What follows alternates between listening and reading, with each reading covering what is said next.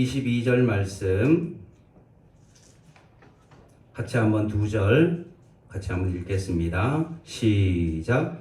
이것을 내가 내 마음에 담아두었더니 그것이 오히려 나의 소망이 되었사옴은 여호와의 인자와 긍휼이 무궁하심으로 우리가 진멸되지 아니함이니이다. 아멘.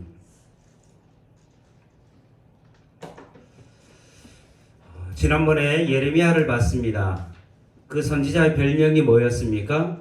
눈물의 선지자였습니다. 아무리 말씀을 전해도 백성들이 듣지 아니하고 하나님의 말씀을 전했는데도 불구하고 감옥 갈 수밖에 없는, 여러 가지 하나님 앞에 눈물을 흘릴 수밖에 없는 선지자였기 때문에 그 선지자의 별명이 눈물의 선지자였습니다.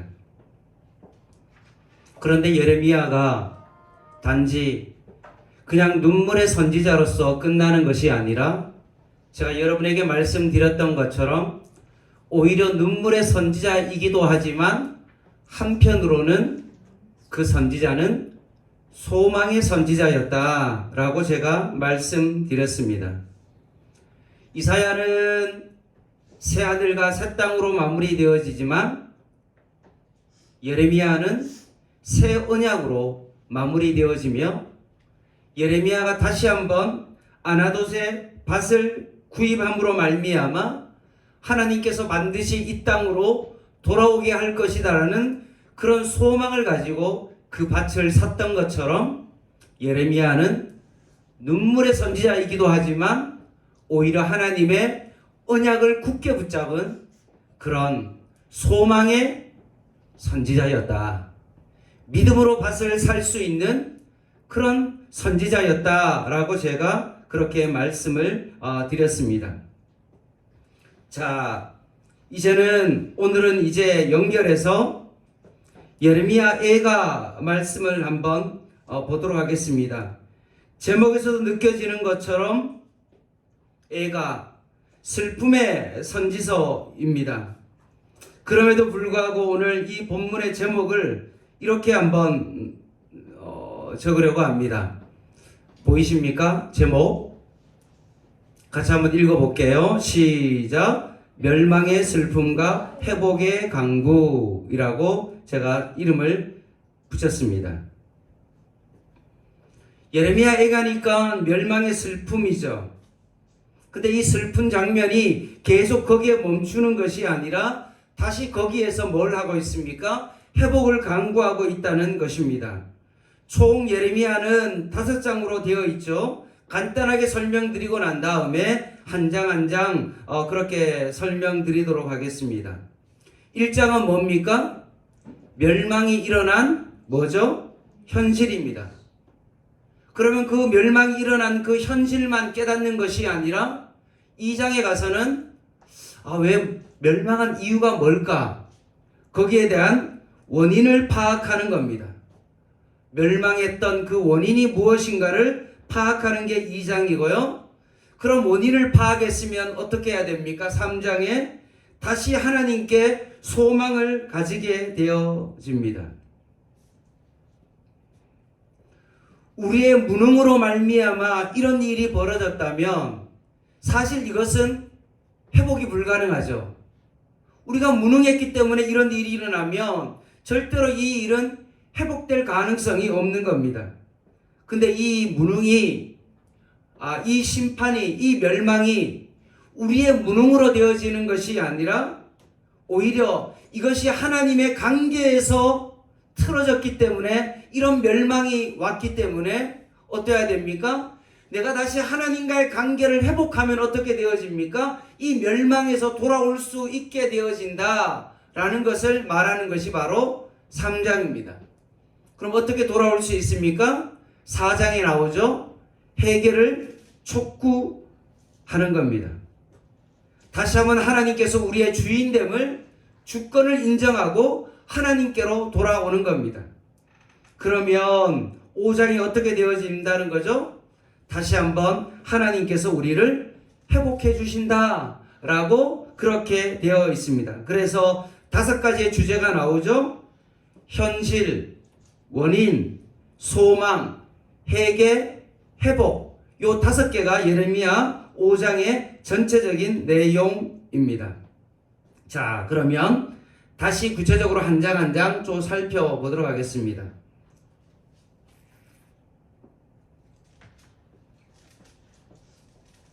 예레미야 예가는 유다의 멸망 때문에 슬픈 노래입니다.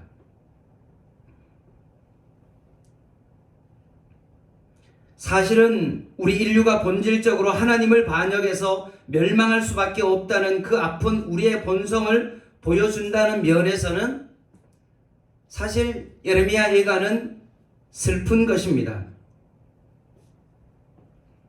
하나님의 주권을 잃어버리고 에덴 동산에 쫓겨나고 자신의 죄의 본성을 따라 살아가는 그 인간의 모습은 어떻습니까? 참으로 슬픈 모습입니다. 왜곡된 모습으로 살아가기 때문에 우리의 삶은 사실은 슬프죠. 이것이 우리의 현실입니다. 제가 주일날도 말씀드렸던 것처럼 여러분, 우리가 우리의 힘으로 이 세상을 아름답게 할 수 있습니까? 사실은 불가능합니다. 여러분 스스로 생각하기에 이 세상이 참으로 아름다울 것이다 라고 그렇게 생각하는 그 자체가 성경적이지 않습니다. 이 세상은요, 절대로 아름다운 세상이 될 수가 없습니다. 인간의 모습은요, 제 본질은요, 멸망받을 수밖에 없는 그런 삶을 가지고 살아갈 수밖에 없는 것이 실제로 우리의 현실입니다. 이 현실을 우리는 분명히 자각해야 됩니다. 이것을 바라볼 때 우리의 삶에는 사실은 슬픔밖에 없는 거죠. 1장 1절을 한번 보시기 바랍니다.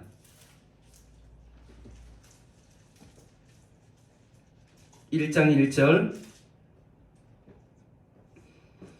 예레미야 예가를 통해서 우리의 실제 현실을 분명히 말하고 있는 겁니다.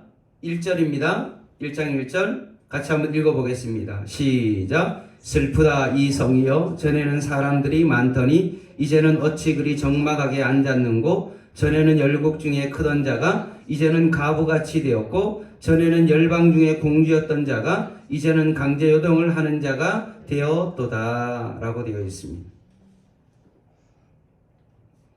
하나님을 떠난 인간에 대한 분명한 현실입니다. 이것이 어떻게 보면 우리의 현재의 모습과 너무나 닮아 있는 우리의 모습입니다. 멸망한 유다와 성전의 비참한 모습을 지금 그리고 있는 것이 바로 예레미야 예가 1장의 모습입니다. 2절에 보면 밤에는 슬프우니 눈물이 밤에 흐르며 사랑하던 자들 중에서 그에게 위로하는 자가 없고 친구들도 다 배반하여 원수들이 되었도다 라고 하면서 현실의 아픔을 예레미야 예가 1장을 통해서 지금 보여주고 있는 것입니다. 그럼 우리가 왜 이렇게 어렵고 힘든 인생을 살아가는 이유가 뭐냐?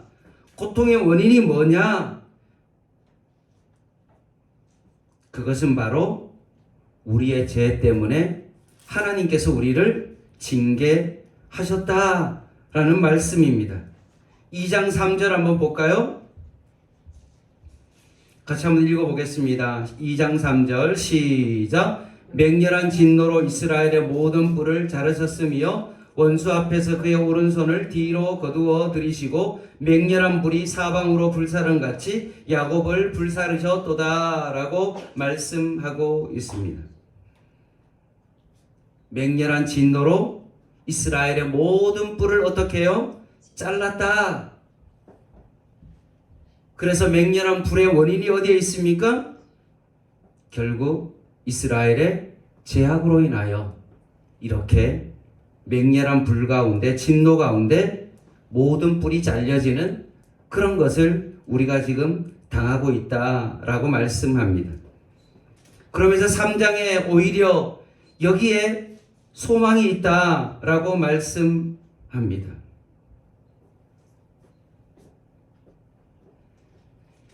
만약 우리의 힘으로 우리의 미래를 개척해 나아가야 된다면 우리의 과거를 봤을 때 우리의 미래는 소망이 없습니다.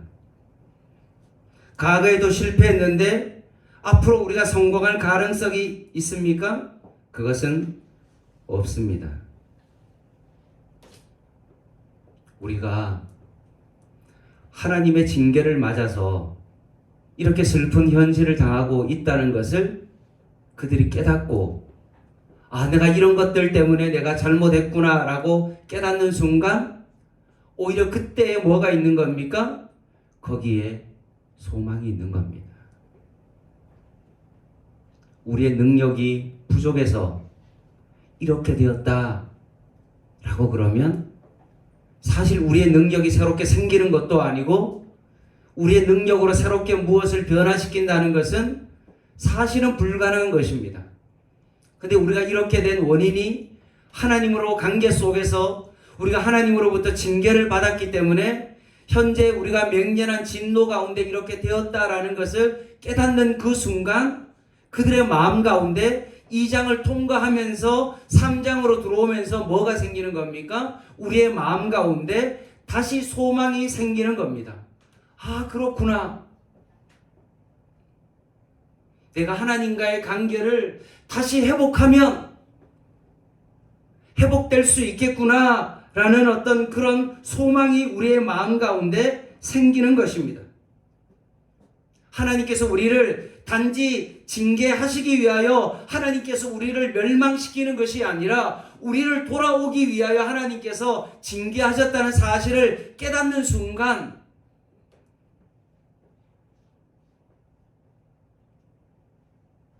우리는 하나님께 돌아올 수 있는 겁니다. 영원히 진멸하기 위하여 우리를 그렇게 맹렬한 불로 진노하신 것이 아니라 빨리 우리가 깨닫고 돌아오기를 원하시는 그 하나님 아버지의 마음이 있다는 사실을 안다면 우리는 오히려 그것 때문에 소망을 가지고 주님 앞에 돌아올 수 있기 때문에 그렇습니다. 그래서 우리가 아까 읽은 본문을 다시 한번 보겠습니다. 3장 21절입니다. 20절부터 한번 29절부터 볼까요? 내 고초와 재난 곧 쑥과 담즙을 기억하소서. 내 마음이 그것을 기억하고 내가 낙심이 되오나 21절 이것을 내가 내 마음에 담아두었더니 그것이 오히려 나의 뭐가 되었습니까? 소망이 되었사옴은 여호와의 인자와 궁일이 무궁하심으로 우리가 진멸되지 아니함이니이다. 이것들이 아침마다 새로우니 주의 성실하심이 크시도소이다. 내 심령에 이르기를 여호와는 나의 기업이시니 그러므로 내가 그를 바라리라 하도다 라고 말씀합니다. 이것이 바로 예레미야의 고백이죠. 현실을 바라보면 너무나 슬프고 너무나 안타까운데 내가 왜 이런 현실 가운데 처할 수밖에 없었는지를 곰곰이 생각해 보니까 내가 하나님으로부터 떠나 있고 내가 우상 숭배하고 하나님으로부터 멀리 떠나 있기 때문에 되었다는 그 사실을 다시 한번 깊이 깨닫고 이제는 하나님께 소망을 두고 돌아오는 겁니다. 탕자가 처음에는 아버지의 재산을 다 가지고 아버지가 죽어야만 재산을 상속받을 수 있는 그것까지 가지고 타국에 가서 다 쓰고 난 다음에 깨달은 거죠. 아버지 집에는 종들도 있고 내가 그래도 먹고 살 것이 있는데 차라리 여기서 죽는 것보다도 내가 아버지께로 가는 게 낫겠구나 라고 생각하고 아버지께로 소망을 가지고 돌아가는 것과 마찬가지입니다. 그러면서 소망의 이유를 제시하고 난 다음에 4장이 이렇게 말씀합니다. 소망의 조건이 제시되는데 그 소망의 조건이 뭡니까? 4장에 나오죠. 그것은 바로 회개입니다. 그냥 좋은 날이 오겠지라고 막연하게 생각하는 것이 아니라 하나님의 주권을 인정하지 아니하고 살아왔던 우리들의 그 지난 날을 다시 한번 죄를 회개하고 하나님께로 돌아가는 겁니다. 4장 6절을 한번 보겠습니다.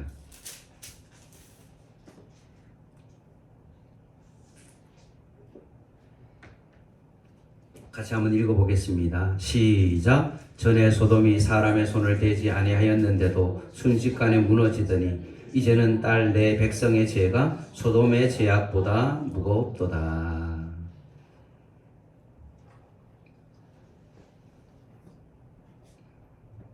이스라엘 백성이 이제 해결해야 될 문제가 하나 있습니다. 그거는 뭡니까? 회복을 위하여 하나님께로 돌아가야 되는데 하나님께로 돌아가는 조건이 하나가 있습니다. 그것이 뭐라고요? 바로 회개입니다.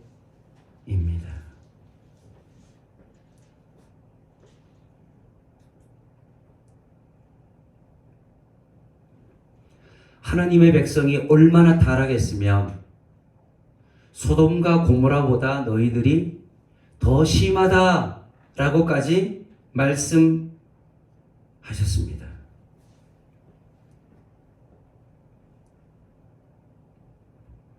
우리가 얼마나 하나님 앞에서 소돔과 고모라가 죄악으로 인하여 멸망받을 수 없는 그 성보다도 오히려 하나님의 백성이 오히려 참담하게 소돔과 고모라보다 더 하나님을 떠나고 우상 숭배했던 그들의 모습을 예레미야가 4장을 통하여서 다시 한번 하나님께서 보여주시고 우리가 얼마나 악한 존재인지를 다시 한번 그것을 보여주고 있는 것입니다. 그래서 너희들이 회개해야 된다라고 그렇게 4장에 말씀하시는 이유가 바로 거기에 있는 것입니다. 그랬을 때 회개하면 어떻게 되어집니까? 5장에 하나님께서 어떻게 하신다고요? 비로소 회복시켜 주십니다. 정확하게 내가 회개하고 하나님 앞에 돌아가면 예레미야가 5장 21절을 한번 보시죠.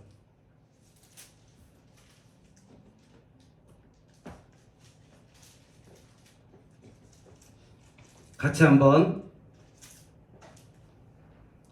읽겠습니다. 5장 21절 시작. 여호와여 우리를 주께로 돌이키소서. 그리하시면 우리가 주께 돌아가겠사오니 우리의 날들을 다시 새롭게 하사 옛적 같게 하옵소서. 아멘. 내가 먼저 회개하고 5장 21절에 선행되어야 될 게 뭡니까?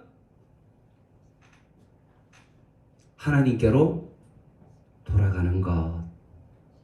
그것이 바로 우리의 삶의 가장 우선이 되어야 됩니다. 그 결과로 어떻게 하시는 겁니까? 하나님께서 우리를 다시 새롭게 하사 옛적 같게 하신다라고 말씀합니다. 그래서 저는 많은 사람들은 예레미야 애가를 슬픔의 노래다 라고 그렇게 말하고 싶지만 사실은 이것이 그냥 슬픔의 노래가 아니라 예레미야에도 말씀드렸던 것처럼 이것은 오히려 회복의 노래다. 이것은 바로 기쁨의 노래다. 왜냐하면 자기가 이렇게 제약된 가운데 있는 그 원인을 찾았기 때문에 이제는 하나님께로 돌아가기만 하면 되기 때문에 오히려 이 예레미야 애가는 슬픔의 노래라기보다는 오히려 소망의 노래이고 오히려 회복의 노래이고 기쁨의 노래가 되어진다라고 말씀하고 있는 것입니다.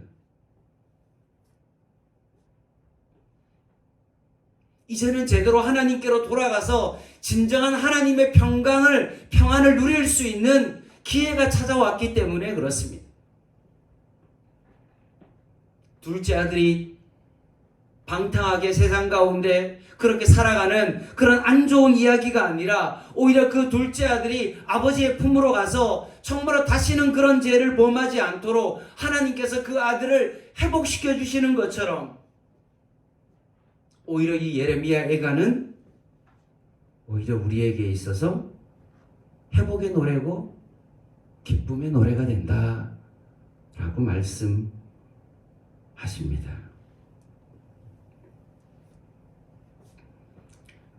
따라서 우리는 이 말씀을 보면서 이런 생각을 한번 해봅니다. 한국 교회는 위기다. 여러분 그 말에 대해서 여러분 어떻게 생각하십니까? 동의하시죠? 정말 위기입니다. 한국 교회는 정말 위기입니다. 왜 위기냐? 예전에는 선교 한국을 하면 대학생들이 자신의 삶을 하나님 앞에 드리기 위하여 선교사로 지원하고 훈련받고 선교지로 나갔습니다. 그런데 지금은 선교 한국을 개최하면 맡고 있는 수십 개의 선교단체가 있는데 그것을 제대로 맡아서 할 수 있는 선교단체가 없습니다. 자기 선교단체도 정말로 관리하기가 힘들기 때문에 결국은 어떻게 했냐면 돌아가면서 한 단체가 주관을 해서 선교 한국을 이끌어 갑니다. 연합사역인데도 불구하고 연합사역이 잘 되지 않고요. 그리고 모여도 그 선교 한국에 모이는 청년들이 생각보다 많지 않습니다. 그 예전에는 선교 한국을 하면 그것을 통해서 많은 젊은이들이 선교사로 자신의 삶을 드렸는데 그런 선교사가 많이 나오지 않습니다. 선교지에 가면요 한국 교회랑 똑같아요. 젊은 사람은요, 젊은 선교사는요 잘 오지 않고요. 보통 보면 주변에 있는 선교사님들은 어떤 선교사님입니까? 시니어 선교사님이에요. 나이가 많은 분들이에요. 여러분 생각해 보십시오. 우리 교회 선교관에 머무시는 분들 중에서 실제로 오시는 분들의 연령대를 한번 생각해 보십시오. 30대, 40대 그런 젊은 선교사님들이 여러분 많이 본 적이 있으십니까? 많이 없잖아요.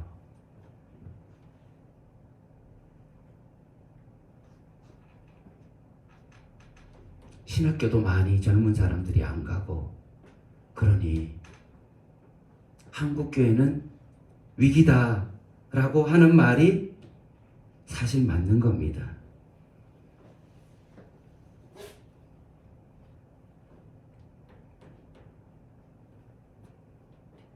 그런데 우리가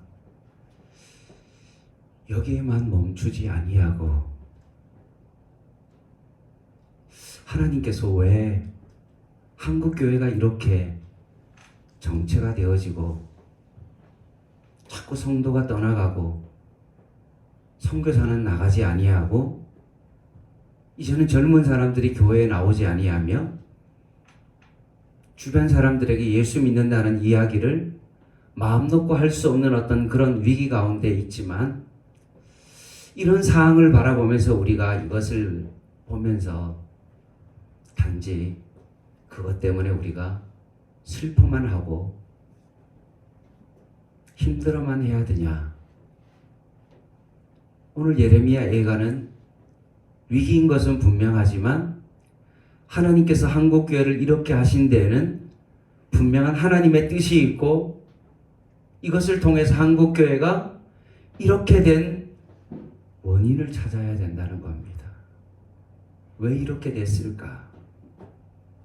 다음 세대가 사라지는 어떤 이런 현실 가운데 우리는 어떻게 해야 되는가?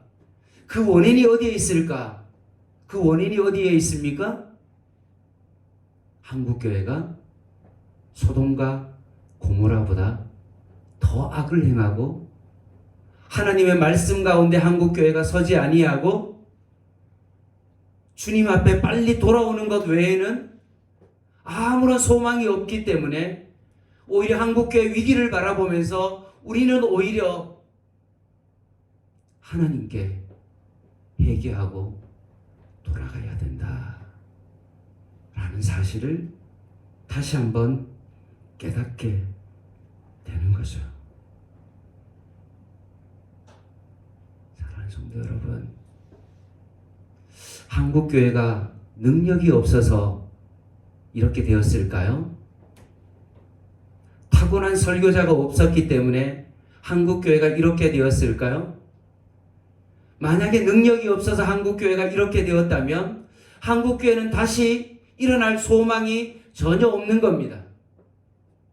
왜냐하면 인간에게는 그런 능력도 없을 뿐만 아니라 그 능력이 없기 때문에 그렇게 되었다면 다시는 회복될 가능성이 전혀 없기 때문에 그렇습니다.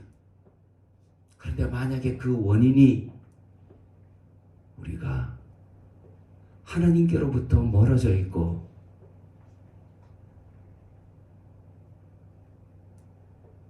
하나님의 주권을 인정하지 아니하고 그렇게 살아왔기 때문에 이런 현실 가운데 있다는 사실을 우리가 깨닫기만 한다면 우리는 하나님의 주권을 인정하고 회개하고 하나님께로 돌아가면 우리는 회복될 수 있기 때문에 그렇습니다. 하나님께서 우리를 회복시켜 주시기 때문에 그렇습니다. 사랑하는 성도 여러분, 저는 예배를 드리면 드릴 때마다 이런 생각을 합니다. 정말로 우리의 힘으로는 하나님 앞에 예배 드릴 수가 없다. 찬양팀이 제대로 갖춰지지 않았기 때문에 예배가 은혜가 안 되거나 성도의 인원이 너무나 적기 때문에 그 분위기가 안 되어서 예배가 안 되는 것이 아니라 인간의 힘으로 아무리 발버둥 치고 우리의 힘으로 예배를 잘 드리려고 해도 사실은 그것은 불가능한 것이다.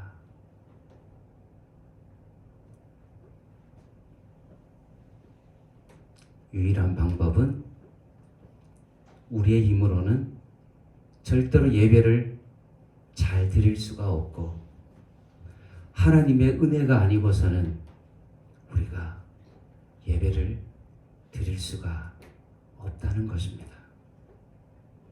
우리가 이것을 깨달아야 됩니다. 성가대가 잘 하기 때문에 설교자가 탁월하기 때문에 하나님 앞에 예배를 잘 드릴 수 있는 것이 아니라 우리가 오늘 이 시간 하나님의 주권을 인정하고 우리의 힘으로는 도저히 정말 하나님 앞에 예배 드릴 수 없는 존재인 것을 내가 철저하게 깨닫고 내가 소돔과 고모라보다 더 악한 존재로서 하나님을 떠난 존재임을 기억하고 내가 하나님께로 돌아가는 길 외에는 내가 아무런 답이 없기 때문에 하나님 앞에 회개하고 하나님의 주권을 인정하고 하나님 앞에 돌아가는 길 외에는 우리가 하나님 앞에 온전한 예배를 드릴 수가 없다는 것입니다. 그래서 오늘 이 밤에도 우리에게 정말로 소망이 있는 것은 우리가 하나님께로 돌아가기만 하면 내가 너희를 회복시켜 주시겠다. 분명히 예레미야가 5장에 말씀하고 있죠. 너가 주께로 돌아오기만 하면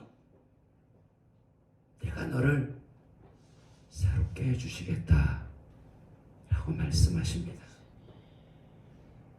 오늘 이 시간 우리가 하나님 앞에 회개함을 통하여 주님 앞에 돌아옴을 통하여서 다시 한번 우리가 새롭게 되어지는 하나님의 놀라운 은혜가 저와 여러분에게 있기를 주님의 이름으로 간절히 부탁을 드립니다. 기도하겠습니다.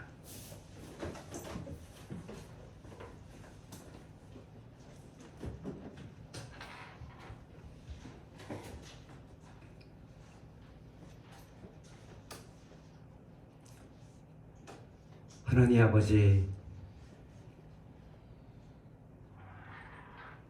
교회는 자꾸 프로그램으로 부흥하려고 하고 유명한 사람을 초청해서 강연을 통하여서 사람을 불러 모으는 인간의 방법으로 무엇을 극복해 가려고 하는 그런 상황 가운데 있습니다. 이 안타까운 현실을 바라보며 우리가 슬퍼하며 주저앉아 있는 것이 아니라 다시 한번 예레미야 예가를 통하여서 우리가 여호와께 돌아가는 저희들 되게 하여 주시옵소서. 하나님께서 우리를 새롭게 해주시겠다는 그 약속의 말씀을 바라보며 이것이 우리에게 있어서 슬픔의 노래에 머무르는 것이 아닌 진정한 회복의 노래가 되게 하시고 기쁨의 노래가 되게 하여 주시옵소서. 이 수요 예배와 이 기도회가 하나님께로 온전히 우리가 돌아가서 우리의 삶이 주님 앞에 다시 한번 회복되어지는 기도회 되게 하여 주시고 오직 하나님 한 분께 그 주권을 인정하고 그 둘째 아들이 아버지께로 돌아갔던 것처럼 양문교회가 아버지께로 다시 돌아가는 하나님의 놀라운 은혜가 오늘 이 저녁에 우리 교회 가운데 온전히 이루어지는 그 하나님의 은혜를 경험하는 시간 되게 하여 주시옵소서. 우리 인간의 힘으로 더 나아지겠다고 하나님 앞에 기도하는 자들이 아닌 회개하고 오직 하나님께로 돌아가는 저희들의 삶이 되게 하여 주시옵소서. 예수님의 이름으로 간절히 기도드립니다. 아멘.